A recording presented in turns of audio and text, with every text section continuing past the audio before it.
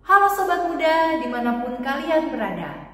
Kembali lagi di SBP OTW bersama saya Vikaris Macadina Vira Tarigan.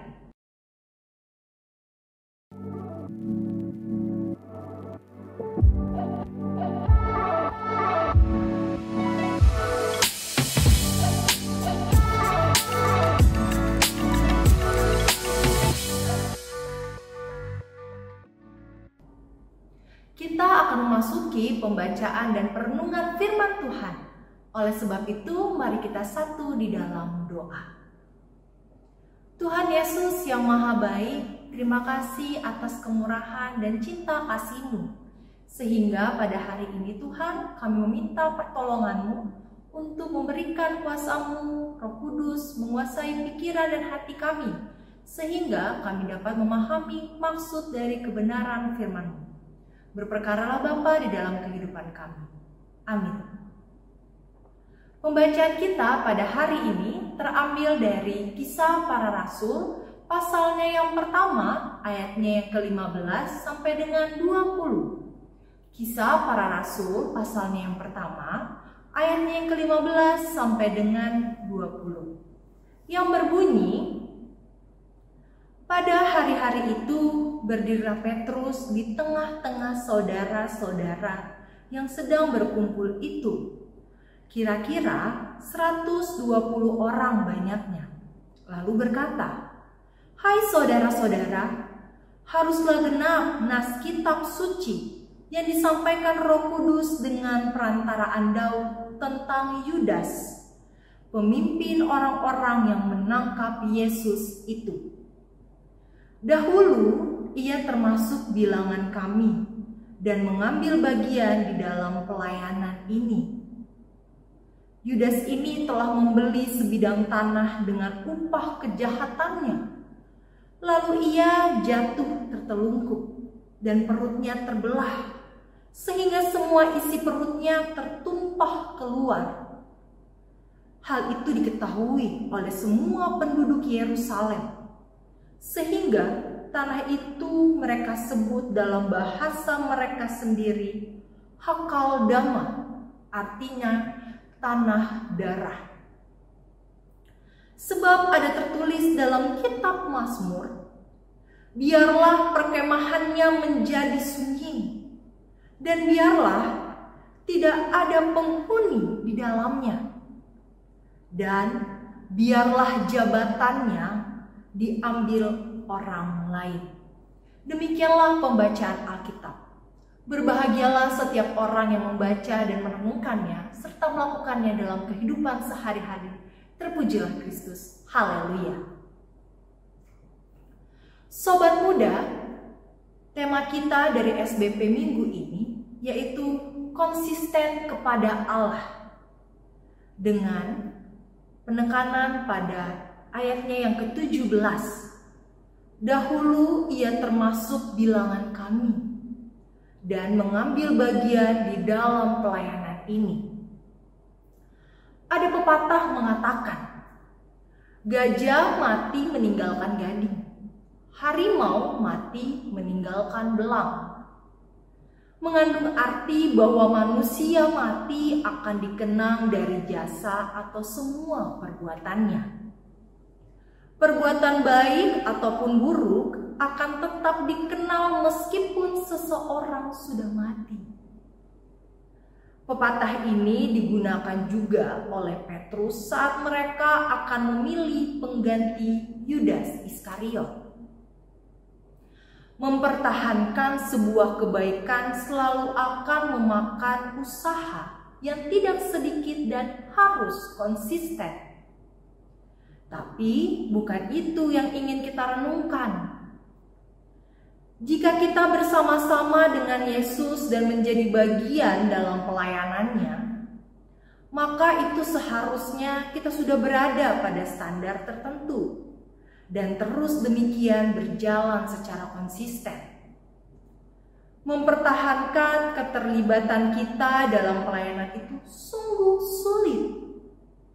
Ada begitu banyak tantangan, hambatan, dan juga godaan yang berusaha mengajak kita keluar dari pelayanan. Seorang teman pengurus pemuda tiba-tiba menjadi tidak aktif ketika dia mulai berpacaran. Lucunya, dalam setiap ibadah pemuda, dia selalu minta didoakan untuk calon pendamping hidupnya. Begitu berjumpa dengan sang pendamping, maka selesai pula pelayanannya. Bagaimana ini? Sobat muda, yang keliru bukan doanya atau keputusan untuk berpacaran. Yang keliru adalah fokus yang dia tempatkan.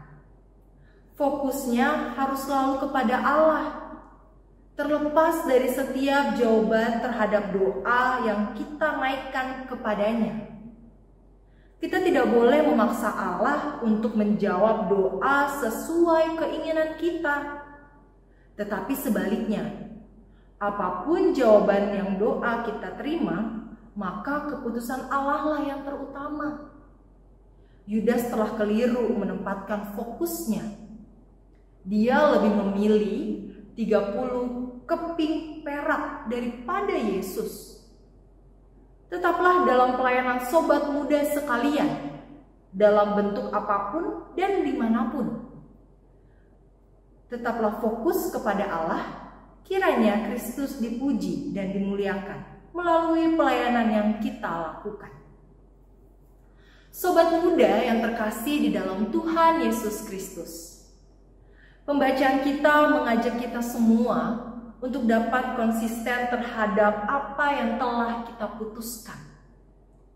Ketika berbicara konsisten, berarti ada kaitannya dengan komitmen.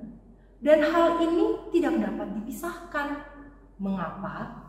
Karena konsisten berbicara terkait proses perkembangan dan terus-menerus yang tidak terputus. Sama halnya dengan apa yang saat ini telah kita tetapkan. Ketika mendapatkan pekerjaan, tentu kita pasti ingin konsisten dalam pekerjaan itu agar kita mendapatkan posisi yang kita inginkan atau mendapatkan jabatan yang kita inginkan. Begitu juga ketika kita dalam bangku perkuliahan atau dalam bangku sekolah menengah atas ataupun kejuruan. Tentu kita akan belajar dengan giat untuk mendapatkan perguruan tinggi yang kita inginkan.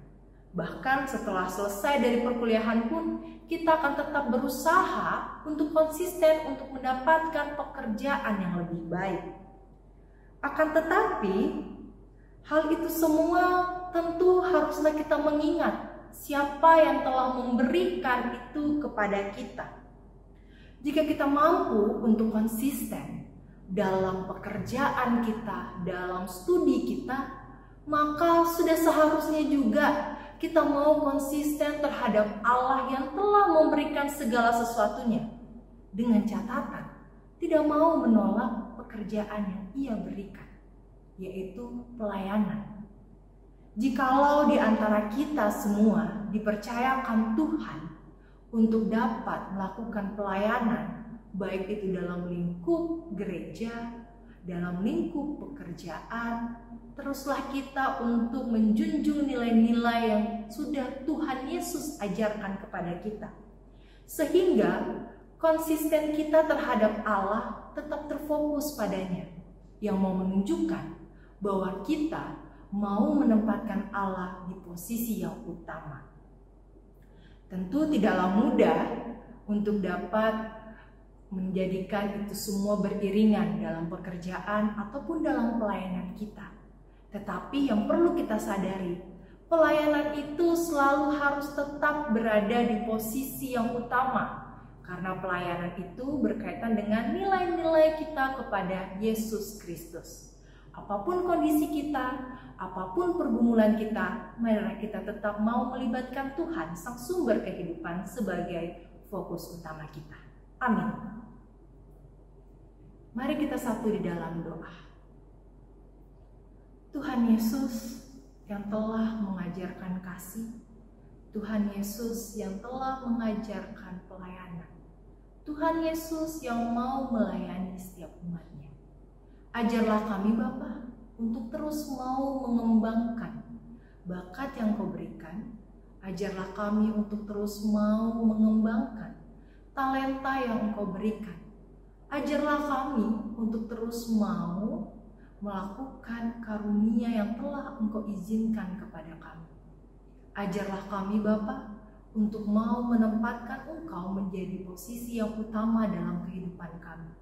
Sehingga dimanapun kami berkarya, kami selalu memuji dan memuliakan nama-Mu. Dan itu semua hanya untuk mengharumkan nama-Mu. Kami menyadari sebagai manusia yang rapuh, manusia yang mempunyai banyak kekurangan, tetapi kami yakin Bapa, dengan kami mau melibatkan Engkau di dalamnya, Engkau akan membantu kami dan menopang kami. Segala pergumulan yang akan kami hadapi, segala penderitaan ataupun sukacita yang Kau berikan kepada kami, kiranya itu boleh dapat kami terima dengan penuh kebahagiaan. Dan kami juga mau terus belajar dari setiap yang Tuhan telah izinkan terjadi dalam kehidupan kami. Kami menyerahkan Bapa segala kehidupan kami. Kami menyerahkan dan kami memasrahkan segala sesuatunya itu ke dalam campur tangan pengasihan. Di dalam nama Tuhan Yesus Kristus kami berdoa. Amin. Sobat muda yang terkasih di dalam Tuhan Yesus Kristus, demikianlah SBP OTW minggu ini. Sampai jumpa lagi di SBP OTW minggu depan. Tuhan Yesus memberkati. Halo Gapers, kalian tahu nggak kalau Sabda Bina Pemuda Digital bisa dengan mudah didapatkan dengan mendownload Google Books di Google Play untuk pengguna Android. Dan untuk kalian yang menggunakan iOS, bisa membuka Google Play di browser untuk membeli serta mendownload Google Books di App Store. Gampang banget kan caranya? Cus, langsung aja di-download ya!